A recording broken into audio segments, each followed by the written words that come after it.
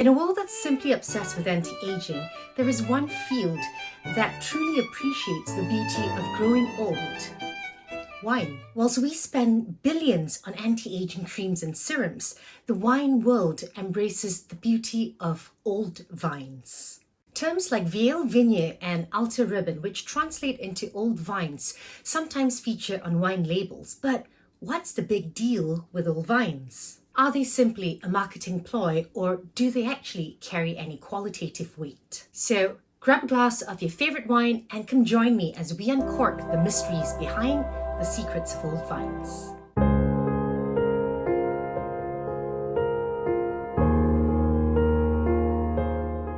Vines have a life cycle just like we do. They start by building a strong foundation, much like our formative years. It takes them about 3 to 5 years to mature and start producing quality grapes. During this time, most of the vine's energy is dedicated to establishing a strong and healthy root system, developing sturdy trunks, and growing branches that will eventually bear clusters of grapes. Less energy is spent on flowering and fruiting.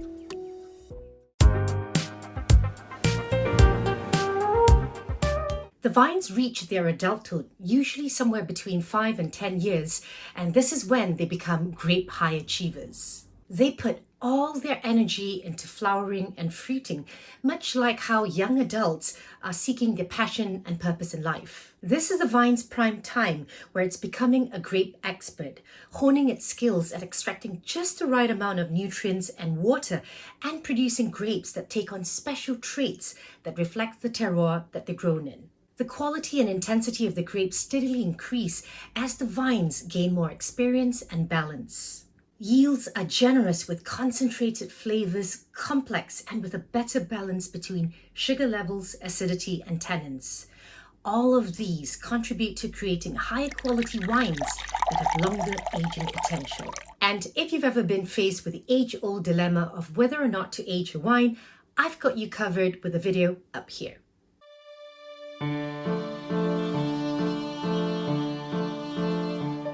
As vines reach around 20 years old, they enter the wise and paternal phase. They start shifting their focus from vigorous fruit production to reproduction, kind of like wanting to leave a lasting legacy. It's around the 25 to 35 year mark when something truly remarkable begins to happen. The quality, complexity, and concentration of flavors in the grapes simply skyrocket. With fewer clusters to nourish, the vines have more energy to redirect into the remaining fruit, enhancing their flavors and overall quality. Think of it like this: when we're young, we have lots of energy to study, party, and play, just like how young vines can produce a lot of fruit. But as we get older, we start thinking about having children and passing on our genes, and that's very similar to older vines. They produce fewer grapes, but these grapes are packed full of nutrients, flavors, and complexity. The older the vines, the lesser the grapes they tend to produce, which could be a single cluster per vine or even a single cluster every 2 years, if not even more. As the saying goes, quality over quantity. These little gems are so cherished, not only because they're concentrated and complex, but because the vines have taken on all the experience and have reflected the terroir that they grow in. And when these grapes are made into wines, they can be truly extraordinary.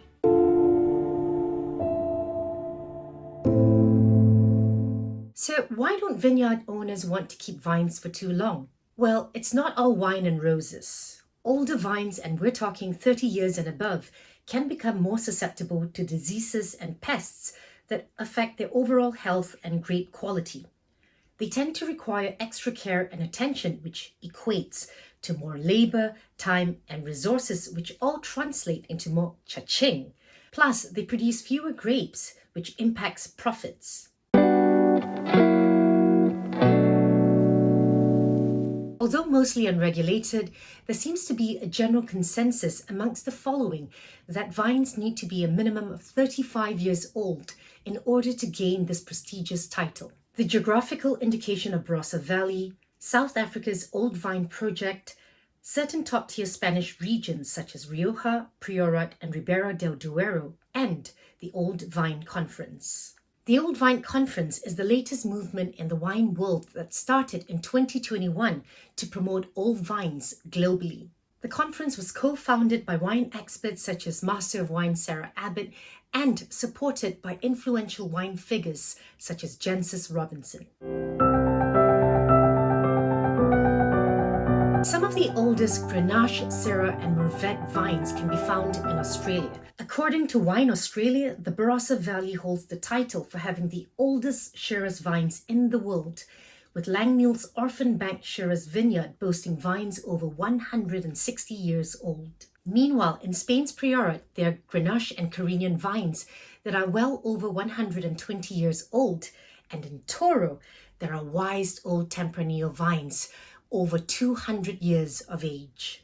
Portugal's Alto Douro also deserves a shout-out for its terrace vineyards, which have been recognized as a UNESCO Protected Heritage Site. Some of these vines are close to a century old.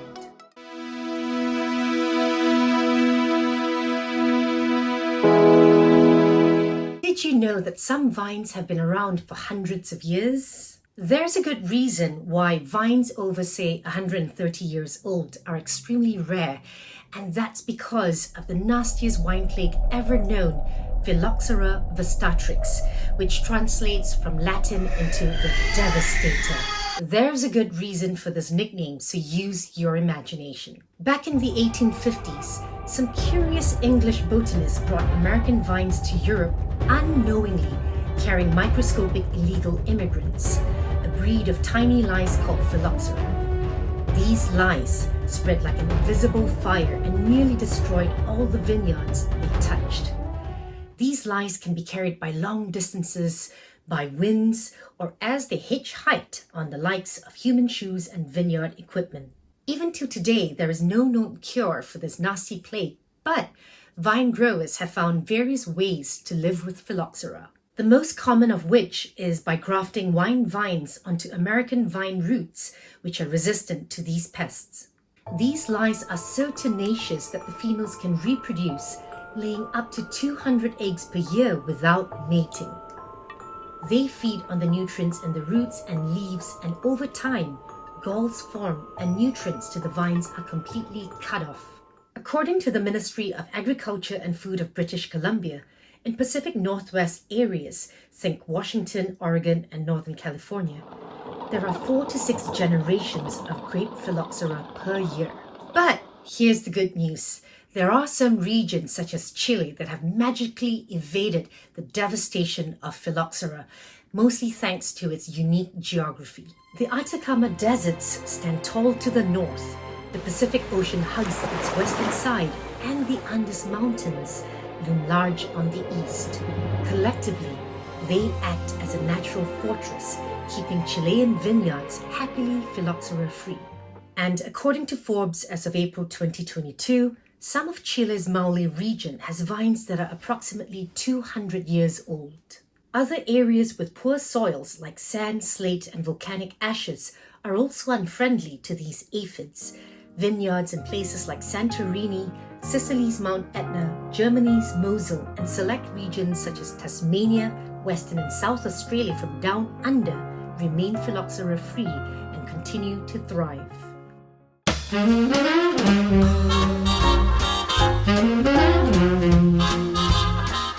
One standout example is Bollinger's Vielle Vigne Française, a champagne made from pre-Phylloxera vines. These gems are so rare that they're made in select vintages, and we're talking about, say, 2,000 bottles plus, and the latest of which was 2013.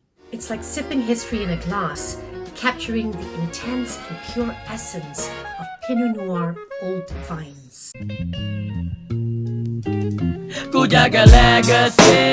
Old vines are like living pieces of history. They represent the tradition and heritage of winemaking in specific regions. By preserving these vines, we keep the unique styles of wines alive and honor the cultural importance of winemaking. The Barossa Old Vine Charter is one such example, and they have a special way of categorizing their vineyards by age.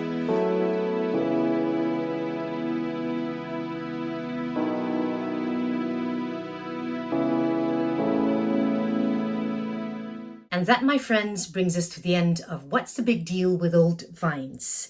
It's important to remember that age alone does not make magic. It's a sum of all things, terroir included, that makes great and even extraordinary wines.